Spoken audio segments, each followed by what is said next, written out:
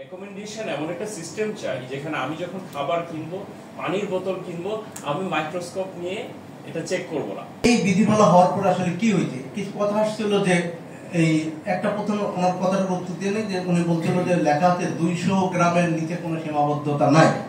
Actually এইগুলো করা হয়েছিল হলো যে এই আটার একটা প্যাকেট লেখা আছে 975 গ্রাম, মানুষ কিনে 1 কেজি হিসাবে 1 কেজি আটা দেন, প্যাকেট একটা দিয়ে দিল, আসলে হলো 975 গ্রাম। এটা 75 গ্রাম থেকে নামতে নামতে 950 এরকমও চলে গেছিল। এই বিধিমালা দিয়ে আটকানোর পরে এখন আর এটা কিন্তু নাই। ঈশ্বর প্রদত্ত পানি মানে ভগবানের কাছ থেকে আসা পানি বলা মানে এত উপকারী, সেখানে এত উপকারী প্রাকৃতিক মানে মিনারেল গুলো ওই পানির মধ্যে আছে। কোন খাচ্ছি এবং কতটুকু চিনি খাচ্ছি বা স্যাচুরেটেড ফ্যাট, ট্রান্স ফ্যাট যাই বলি না কেন, এই জিনিসগুলো ডিক্লেয়ার থাকাটা খুবই জরুরি। এই যে সফট ড্রিঙ্কস এর মতো করে এনার্জি ড্রিঙ্কস যেটা আসছিল, রিচার্জ সহ 5টা এনার্জি ড্রিঙ্কস, সেটি কিন্তু অবৈধ, অনুমোদন না থাকার কারণে অবৈধ বা রেগুলেশনটা ফলো করেনি বলে অবৈধ, তাদের বিরুদ্ধে মামলা হলো। 4 জন অ্যারেস্ট হয়েছে। এমনকি প্রাণের মতো এত বড় একটা প্রতিষ্ঠান বাংলাদেশের, তাদেরও একটা এনার্জি ড্রিঙ্ক ছিল এর মধ্যে, তারা কিন্তু জামিন নিয়ে আসতে হয়েছে এবং মুচলেখা দিয়ে এসেছেন যে তারা এটা বাজারজাত করবেন না অনুমোদনহীন বলে। একমাত্র ধরা পড়েনি সেটা হচ্ছে ব্রিটিশ আমেরিকান টোবাকো কোম্পানির মালিক, যেটি যারা সেই রিচার্জ এনার্জি ড্রিঙ্কস এর যে কর্তৃপক্ষ, তাদের কিন্তু ধরা ছোড়ার বাইরে। তার মানে আমি বলছিলাম যে আইনটা তখনই প্রয়োগ হয়, ওই যে পিলোপাসিং এর কথা বলছি, কে কতটুকু কার উপরে প্রভাব বিস্তার করতে পারছে, এটা আসলে বড় সমস্যা। যেটা চিনিযুক্ত যেসব লিকুইড আছে বা পানীয় আছে, কিছু লেখা যায় কিনা যে অতিরিক্ত চিনি সেবন ক্ষতিকর। ইভেন এক্সপায়ার ডেটটা, যেটা সেমি আরবান এরিয়াতে, রুরাল এরিয়াতে যেটা হয় যে ঢাকার একটা প্রোডাক্ট সেটা বিক্রি হলে, এবং বড় বড় ইয়েগুলোতে, চেইন শপগুলোতে দেখা যায়। গুরুত্ব অবশ্যই এটার প্রয়োজনীয়তা অনেক বেশি, আমরা সবাই আজকের আলোচনায় উঠে এসেছে। কিন্তু সবার আগে প্রশ্ন, আমাদের যে প্যাকেজিং লেবেলিং যেটা হয়, সেটাই যে মেসেজ গুলো দেওয়া হয় সেটা কতটুকু কার্যকর এখন যে বর্তমানে যেটা আছে। কারণ আমরা দেখেছি যে প্যাকেজিং লেবেলিং এ যে মেসেজ গুলো যায় সেটা পড়াই যায় না। আমি বলি বোম্বে সুইটস, তারা ভেন্ডিং মেশিন প্রত্যেকটা কিন্ডারগার্টেন স্কুলে প্রোভাইড করছে এবং একটা কার্ড দিচ্ছে। স্টুডেন্টদের মাইন্ডসেটে, ছোট ছোট বাচ্চাদের মাইন্ডসেটে ঢুকিয়ে দেওয়া হয়েছে ইউ হ্যাভ পাওয়ার। আমার বাচ্চা বলে, বাবা তোমার মতো আমার একটা কার্ড আছে।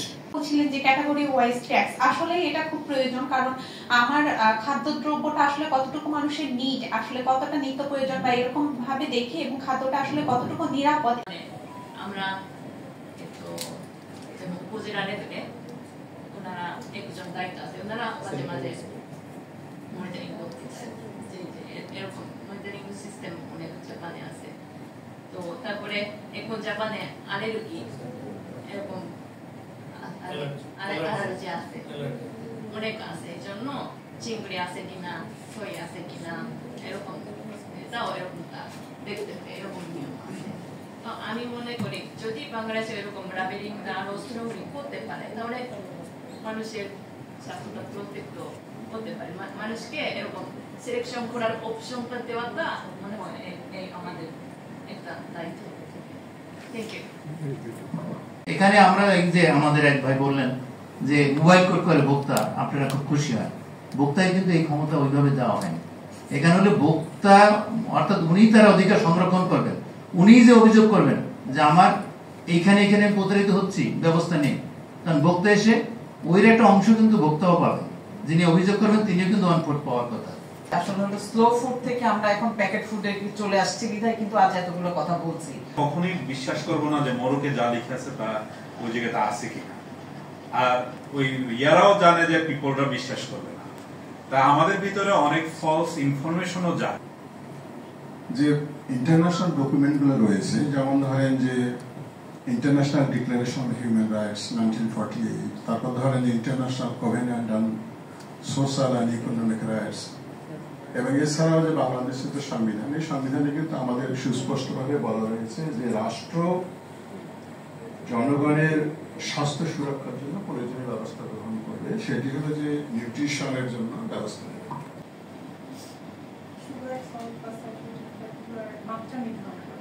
মাত্রা নির্ধারণ করা একটা বিষয়, একটা পয়েন্ট যদি বলি, স্ট্যান্ডার্ড অনুসারে এক্সাক্ট মাত্রা নির্ধারণ করে দেওয়া এটা গভর্নমেন্ট লেভেল থেকে ওনাদের দায়িত্ব, গভর্নমেন্ট নিয়ে দিচ্ছে। যেটা আমার শরীরের জন্য ক্ষতিকর, যেটা আমি বলছি অস্বাস্থ্যকর খাদ্য নিয়ন্ত্রণে মোড়কের ব্যাপারটা না, যদি সেটা অস্বাস্থ্যকরই খাদ্য হয় ওটাকে বাদ দিয়ে দেওয়া। আচ্ছা, আমরা কিন্তু আজকে মোড়ক নিয়েই বলছি। প্লিজ বলেন।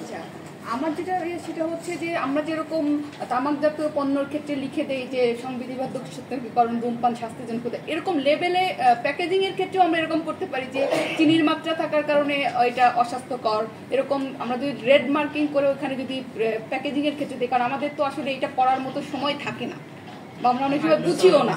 সুতরাং ফ্রন্ট প্যাকেজ, হ্যাঁ ফ্রন্ট প্যাকেজ।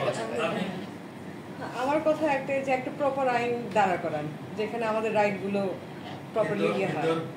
আর স্বাস্থ্য সতর্কবাণী সংক্রান্ত যতগুলো বিষয় আছে এটা অনেকগুলো, সবগুলো এটা একটা গবেষণার মধ্য দিয়ে আসতে পারে যে কি কি থাকতে হবে, সেটার একটা সুনির্দিষ্ট আইন, আইনে আইন হবে। আমরা যদি আইনটাতে প্যাকেজিং রিলেটেড চাই তাহলে কি চাই?